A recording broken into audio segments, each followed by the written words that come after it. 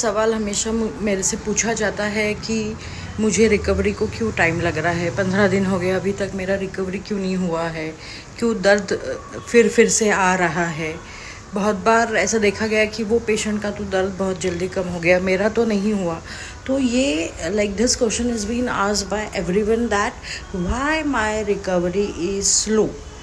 Okay, और the next question जो रहता है, पेशेंट मुझे पूछते हैं कि क्यों मेरा जो दर्द है आपके पास आ रहा था तब तक मेरा अच्छा था, पर जैसे मैंने घर गया कुछ दिनों बाद ये फिर से चालू हो गया। ओके, सो ये सब जो रीज़न है इसके पीछे मैं बताती हूँ। जो दर्द है, सबसे पहले कहीं भी रहो, आपकी जॉ में रहो, आपके कमर में, पीठ में, गर्दन में, घुटनों में, तो ये दर्द के काफ़ी एस्पेक्ट्स होते हैं। एक जो दर्द रहता है, ये सबसे पहले वहाँ पे क्या इश्यूज़ है, मसल्स कितने इम्बैलेंस है, वहाँ की हड्डी कितनी घिसन हो गई है, ओके, वहाँ का वंगन कितना कम हो गया है, वहाँ की डिस्क कितनी इशू है, ये एक एस्पेक्ट रहता है। ओके, वो एक ही एस्पेक्ट रहता है। उसके बाद जो दूसरा एस्पेक्ट रहता है, हमारा वो दर्द के साथ कितना अटैचमेंट है, हम कितने बार सोचते हैं। मुझे पेशेंट आता है कि वो बोलता है हाँ मेरा स्लिप डिस्क है यहाँ पे कमर में, तो मैंने अभी है क्या? नहीं, वो तो 6 साल पहले हुआ था, अभी तो गर्दन में दर्द है। तो अभी वो पेशेंट भूला ही नहीं है कि उसको वहाँ पे स्लिप डिस्क हो गई थी और वो तो ठीक भी हो गई, वहाँ पे तो दर्द भी नहीं है। तो ऐसे जब मैं याद करूँ कि मुझे बुखार था, मुझे कहीं तो बचपन में कभी तो मुझे कॉलरा हो गया था, टाइफाइड हो गया था, वो अभी भी मैं याद करूँ नहीं करती ना मैं, तो ये दर्द भी आपने भूलना चाहिए। आप क्यों याद रखते हो वो दर्द को? आप उसमें से रिकवर हो गए हो। सो आपका दर्द के साथ कितना रिश्ता है ये इम्पॉर्टेंट है, और वो रिश्ता पॉजिटिव है या नेगेटिव है ये भी इम्पॉर्टेंट है। सो सेकेंडली, हम कॉन्स्टेंटली हम खुद को याद दिलाते हैं, अरे मुझे तो दर्द है, फ़ोन कर करके सबको बोलते हैं। मैंने देखा है बहुत पेशेंट, हाँ नहीं मेरा तो दर्द अभी सिर्फ 10% कम हुआ है, हाँ, फिर और किसी को फ़ोन करेंगे, यानी constantly you are reminding your brain that you are still in pain, so that has to be avoided. Don't discuss so much about your pain to other people. Okay, you can discuss only with me. मेरे से नहीं तो आपके जो therapist है, आपके जो doctor है, उनसे बात करो. ओके, सेकेंडली जो है ना, ये जो है, हम ये ब्रेन की जो मेमोरी फॉर्म, पेन की जो मेमोरी है ब्रेन में जो फॉर्म हुई है, वो मेमोरी को स्ट्रॉन्ग नहीं करना है. ओके, और वो मेमोरी इरेज कैसे होती है? Positive thoughts, positive thinking, movements. Motion is lotion. Okay, जितना आप मूवमेंट करोगे, जितना आप हलचल करोगे, उतना ही आपका दर्द चले जाएगा, नहीं रहेगा. आप सिर्फ मेरे सामने एक्सरसाइज कर रहे हो यहाँ क्लिनिक में, और बाकी दिन भर लेटे लेटे रह रहे हो घर पे, कुछ भी नहीं कर रहे हो, और कॉन्स्टेंटली नेगेटिव थॉट्स और नेगेटिव टॉक्स चल रहे हैं, तो आपको टाइम लगेगा ठीक होने में. ओके, सेकेंडली इसके साथ जो रहता है, यानी ये तो थोड़ा इमोशनल एस्पेक्ट हो गया, इसके साथ वो दर्द जो है, वहाँ पे कुछ इमोशंस वो मसल्स में होल्ड है क्या, ये मैं हमेशा बोलती रहती हूँ, वो भी है. तो वो इमोशंस को, यानी मैं एक जस्ट एग्जांपल देती हूँ.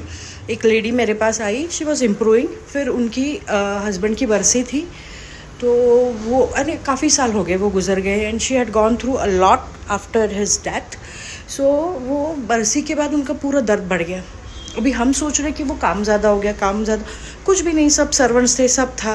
तो because she had recollected all her memories which were associated with her husband long time, है ना. तो डेफिनेटली ये टायरसम है. तो वो इमोशंस ठीक है, यानी पर वो निकाल देना ज़रूरी है, वो हमें दर्द नहीं देना चाहिए.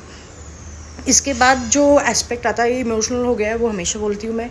उसके बाद पानी, लोगों के पास पानी इतना बढ़िया है, पूछो मत. वो तो आरओ और बिस्लरी के सिवा पानी ही नहीं पीते. तो जब आप डेड वाटर पी रहे हो, आपको मालूम है, मैं हमेशा बोलती रहती हूँ, 70% above in our body we have water.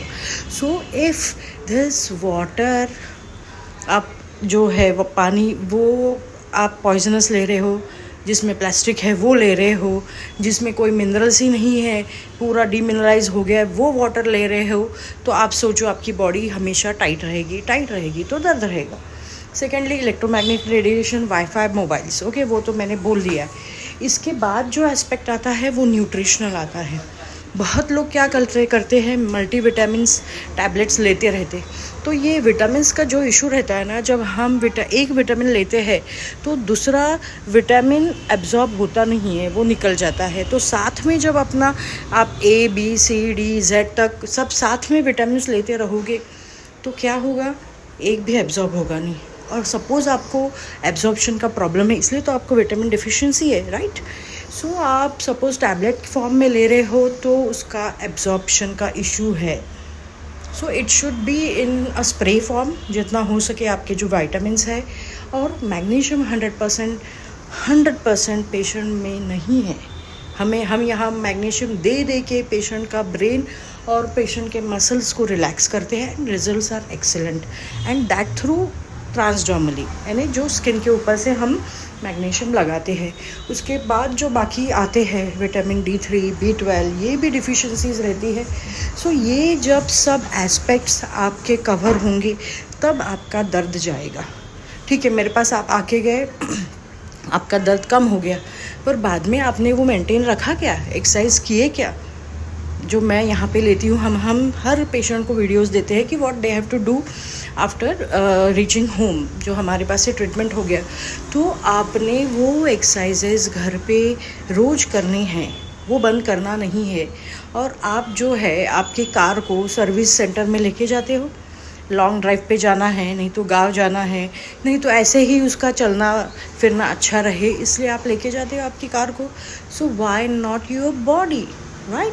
So you have to come to see me for just nothing. आ जाओ, हम आपको चेक कर लेंगे कहाँ पे क्या टाइटनेस है, हम रिलीज़ कर देंगे, कायरो करेंगे, कपिंग, आई डोंट नो आपकी बॉडी जो बोल रही है, जो दिख रहा है। तो ये सर्विस बॉडी की भी ज़रूरी है। आप बीच बीच में आके, आप तो जाते हो हमेशा डेंटिस्ट के पास चेक करने को, कहीं कुछ तो नहीं, उसके बाद BP, शुगर, ये सब के लिए तो आप जाते रहते हो। तो why not your complete body? We can assess from head to toe, starting with your physical issue, emotional issues, and your nutritional issues also. So see to it that once in a while, once in a month, definitely you need to visit just like that, just to check yourself that whether you are into any type of dysfunction. Dysfunction बहुत दिनों तक रहने के बाद ही दर्द होता है, तो ये हम पहले ही कैच कर सकते हैं और इसको ठीक कर दे सकते हैं। बहुत बार देखा गया कि लॉन्ग ट्रैक्स पे अभी मेरे 2-3 पेशेंट्स हैं जो एवरेस्ट बेस कैंप को गए हैं। तो वो तो कितना एक्सरसाइज कर रहे हैं, सब फिट है वो सब लोग, फिर भी वो कुछ ना हो करके मेरे पास से करके गए हैं, ऐसा है। तो ये सब एस्पेक्ट इम्पॉर्टेंट है। Nutrition is important. इमोशंस आपने सेटल किए हैं क्या, आप कितना रेगुलर हो एक्सरसाइजेस में, ये मैटर करता है, तभी ही आपका दर्द कम रहता है। सपोज़ आपको मेटाबॉलिक इश्यूज़ है, शुगर है, आपको थायराइड है, तो ये पेशेंट्स में टाइम लगता है, क्योंकि बॉडी में स्वेलिंग रहती है, बॉडी में आयोनिक इम्बैलेंस रहता है। थायराइड पेशेंट में सोडियम, पोटेशियम, कैल्शियम चैनल्स का इश्यूज़ रहता है, तो मसल्स उनके टाइट रहते हैं। तो ये चीज़ें आपने अगर बराबर देखी है और रूटीनली आप बराबर आ रहे हो फिज़ियोथेरेपी को, यानी फिज़ियोथेरेपी ऐसा नहीं है कि दर्द है फिर आओ, आप ऐसे भी आके चेक करके दर्द न हो करके आप आ सकते हो। So if you take care of your body, of your mind, of your soul, properly nurture it with proper positive thoughts, proper nutrition, proper sleep, definitely मुझे ऐसे लगता है कि everyone will be pain free. Thank you.